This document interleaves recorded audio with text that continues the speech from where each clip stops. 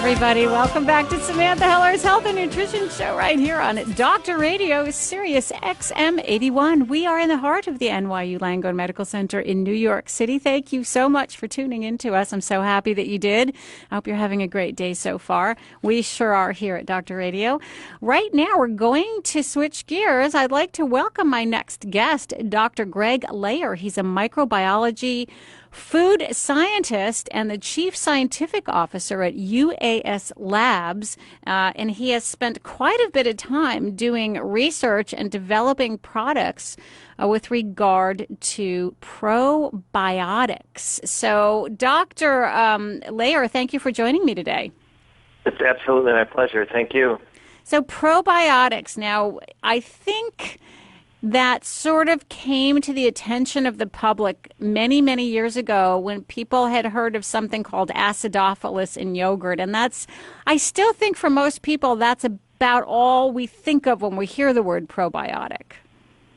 Yeah, I would agree with you. I think for the lay person not, doing research with them every day, that's kind of what they think probiotics are. They use the term acidophilus, and that refers to one particular type of probiotic.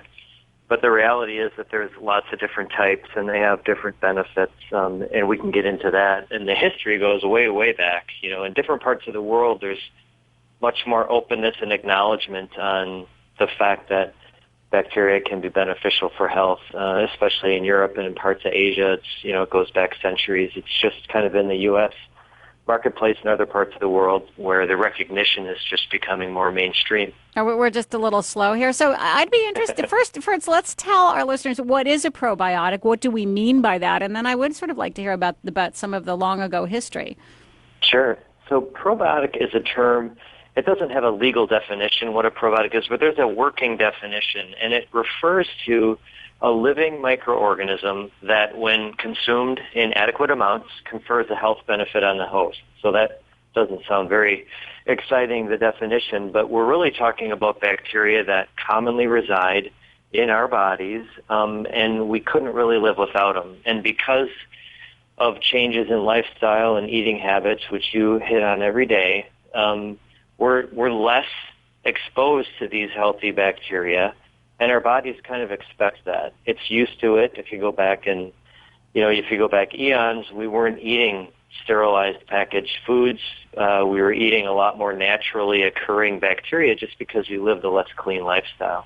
And our immune systems and digestive tracts kind of expect that kind of daily onslaught of good bacteria.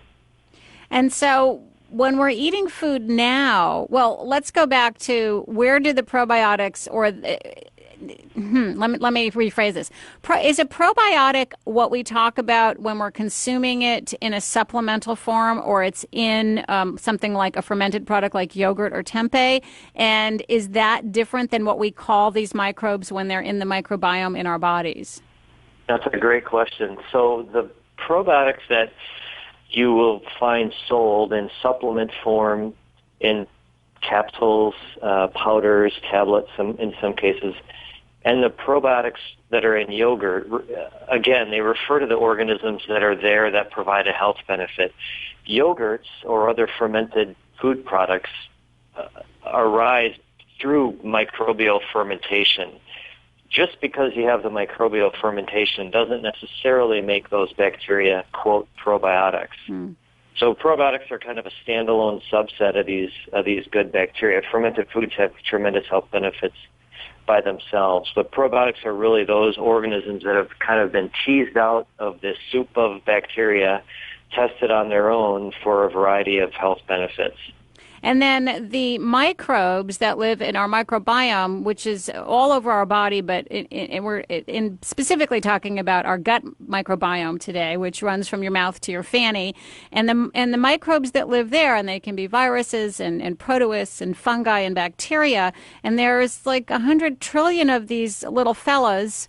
I don't want to say I'm sexist, so boys and girl bacteria, living there and renting space basically in our GI tract. And what I'm seeing in the current research is they're suggesting that we have evolved over eons to live this sort of symbiotic lifestyle with these tenants that are renting space, and they pay rent by helping extract energy from food and by producing substances like short-chain fatty acids that help keep our bodies healthy and reduce inflammation. Is that a fair description? It's a fair description.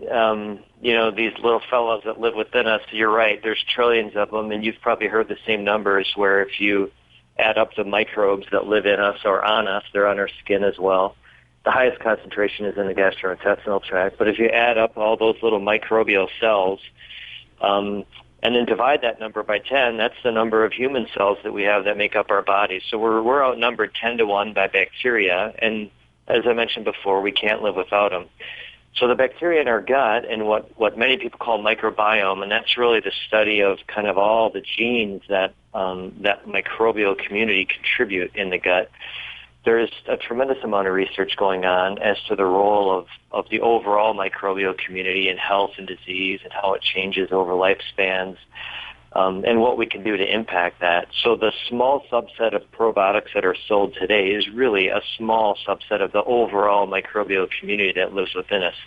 Having said that, it's amazing to think that you can consume 1 billion, 10 billion probiotic microorganisms in a dietary supplement or other delivery vehicle and have such compelling health benefits considering all the competitive bacteria that are there.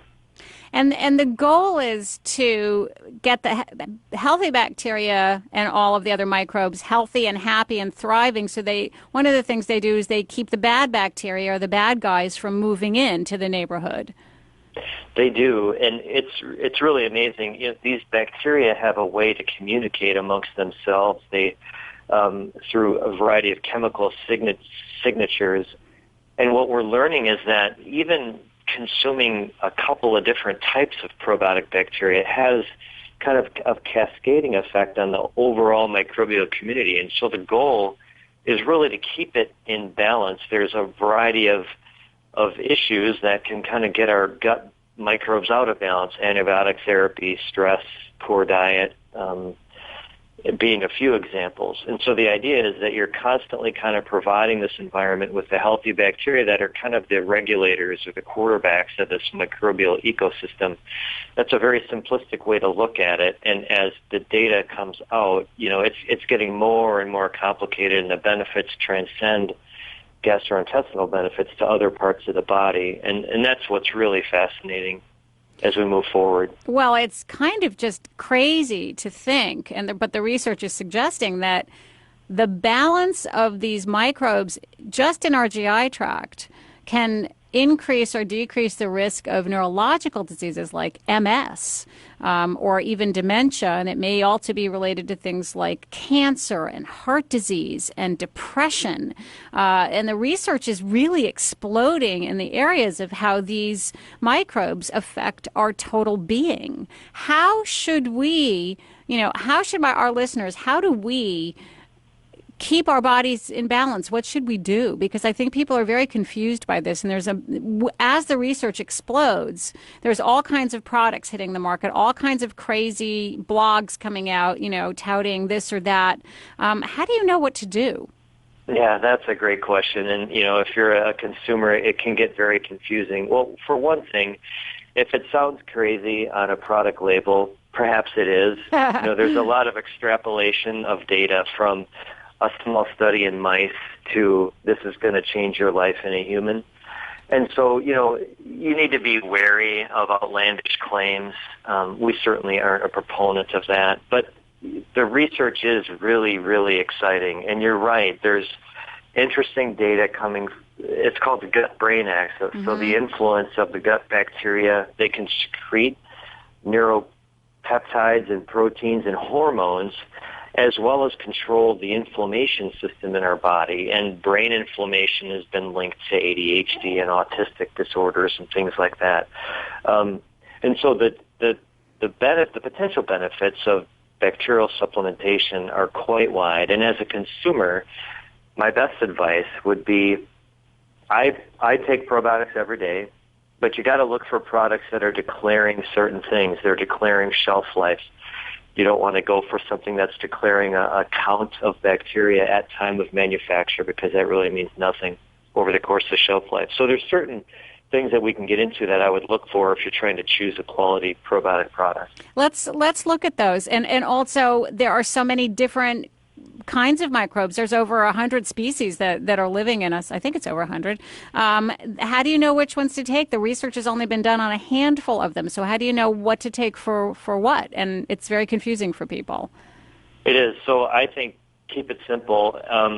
The reality is that most of the research in the probiotic field have been done in two different types of bacterial genus, and that's lactobacillus, like acidophilus, or bifidobacterium. And there's reasons why you would want a product that has both, because they live in different parts of our gastrointestinal tract. Lactobacillus kind of predominantly live in the upper GI, their small intestine. Bifidobacterium live in the lower GI, or large intestine. And so by taking a product that has both, you're kind of getting a full spectrum coverage of gastrointestinal tract. What about Saccharomyces? What about that? Yeah, so good point. That's a yeast. So Saccharomyces has been sold around the world. The data behind Saccharomyces is mainly related to kind of diarrheal prevention. It's sold in other markets more so than it's sold in the U.S.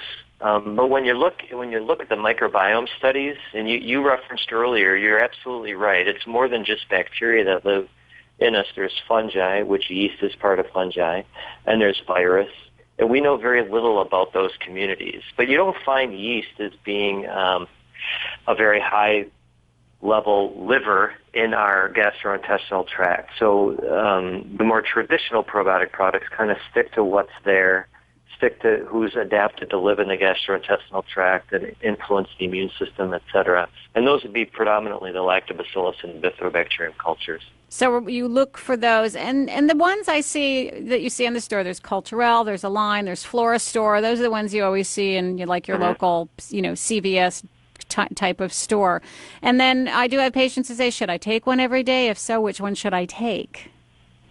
Yeah, and that's a tough one, so I'm going to take my commercial hat off, and I'm trying to not be very biased. So which one do you take?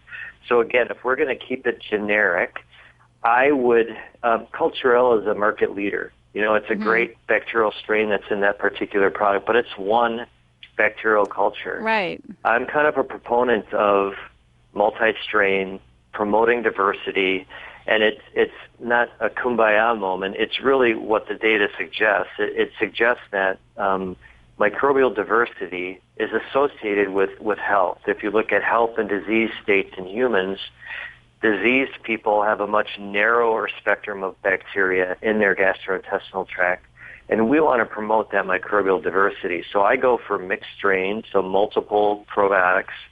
I go for good counts, and again, we kind of speak in billions in the probiotic world, so something over 1 billion. And some products get probably a little excessive in terms of the counts. You can find some that are hundreds of billions, and it gets very pricey. And I don't think the data is strong enough to say you need to have 100 billion. I think you probably need to cap out at about 50. At least that's what the data would suggest today. So look at shelf life declarations, look for mixed species. You want to make sure the products are making a shelf life claim at the end of the shelf life of the product, and diversity, microbial diversity. I think those would be the key kind of take-home messages in terms of how to select, at least in the supplement aisle, a probiotic product. And thank you. That's all really helpful, I think, for our listeners. I just did a lot of reading research, not in the lab research, on the microbiome, because I just wrote a chapter on that for a book I have coming out. And I interviewed different physicians about whether we should all be taking probiotics or who should be taking them. And I got answers from everything from only take them if you need them, if you have something like IBS or IBD or antibiotic associated diarrhea, to yes, you should take one every day, to just eat a yogurt every day. So I don't think there's any clear definition or clear direction that we should or shouldn't be taking it every day. You said you take one every day. You're a researcher. You think it's a good thing to do. That's a question. I do, and I can answer that in a few different ways. Number one, the traditional medical community is probably less aware of probiotic science, and they're probably a little conservative and skeptical as to why would you want to take something like that every day. And when you have digestive maladies like IBS, or occasional constipation, or you can feel that you're not feeling great, and so you kind of migrate to something that's going to make you feel better. And probiotics have been shown to help in a large percentage of people that have those issues. Some of the benefits that you don't feel but are there are why I take it every day and why I recommend taking it every day. And those are the studies that would link you to taking a probiotic every day, which keeps your immune system in a very healthy state. And in studies in children and elderly and others, you're seeing less incidence of cold and flu because you don't know when that's going to happen. You don't know when you're going to be really stressed out. You're not sure. I mean, obviously you want to take it when you're taking antibiotics because antibiotics are kind of a shotgun approach. They're killing the target, infectious organism, but they're also kind of disrupting the healthy microflora in your gut. And so the reasons I promote taking it every day is because the body is kind of expecting microbial insults every day, if you will. And the immune system is expecting it. Studies also show that when you stop taking it, those benefits go away. And on the immune side, they go away within a few days, and you can't find the organisms that you've been consuming in large amounts, after a week or two. So if you miss a day or two or three, not the end of the world. But, yeah, my strong recommendation is that it's just part of a prophylactic health management. Can you not get what you need through diet and healthy lifestyle, assuming you try not to take antibiotics unless you really need them and you're exercising and eating a more plant-based healthy diet, which the literature that I read suggested that more plant-based does shift the microbiome in a positive direction? I would agree. I would agree with you that if you are living that lifestyle where you're eating the best you can, you're consuming lots of natural fibers, soluble fibers, which essentially feed these good bacteria in your body. You're giving your body, one leg up. That's for sure. I can't say that you're not going to also benefit from probiotic supplementation, but if the people that eat that way, and let's be frank, is a smaller percentage of our population than we'd like to have it. All my listeners, I'm sure, eat that way because they listen to my show. For sure they do. For sure they do. For sure they do. Yeah. So you do have a large consuming public that is living the perfect lifestyle. Yes, but the rest of the population, yeah, it's exactly. They're not doing exactly what we'd like them to do. Okay, right. I'm glad you answered that because I do get questions about it, and as much as I've been trolling the literature and reading literally hundreds of studies. There's no full, clear answer. And I do get a lot of calls, and we have some callers who want to talk to you. And so let me reintroduce you. If you just tuned in, you're listening to us here at Dr. Radio, Sirius XM 81. I'm speaking with Dr. Greg Leyer. He's a microbiology food scientist and the chief scientific officer at UAS Labs. They're working on probiotics products and supplements, in fact, and doing research there. So he's been helping us sort of figure out what we need to do in terms of keeping our bodies healthy and our gut healthy. And we have people who want to talk to you, Dr. Leyer. So we have Sylvia in Virginia. Sylvia, you've been on hold for a while. Thanks so much for calling. What can we do for you? Good afternoon. I'm calling because I like to take the homeopathic route of healing. And I wanted to know what is his opinion of the silver water. Have you ever heard of the silver water? Dr. Leyer, have you heard of silver water? I have heard of silver water, but it is outside the scope of my expertise to give you an opinion on it, unfortunately. Sylvia, I honestly would have to look that up, too. I'm not sure what it is, but the fact that neither he nor I know much about it makes me wonder if it's something that you really want to be taking. Because, I hear about, not everything I hear about is something that's good or bad. But I would wonder if it's giving kind of crazy claims that maybe you don't need to take or drink or pay for that. There's a lot of crazy stuff out there. Okay, with that being said, what would you suggest? Because I am a diabetic, I have high blood pressure, and I'm going on a way of trying to lose weight, and I have a sluggish bowel, and I have started taking enzymes, vegetarian enzymes, so that I can help digest the food. So do you suggest I take the probiotics that he suggested with the... Well, let me talk about the enzymes for just a second, then I'm going to see what Dr. Leyer has to say. We are running out of time.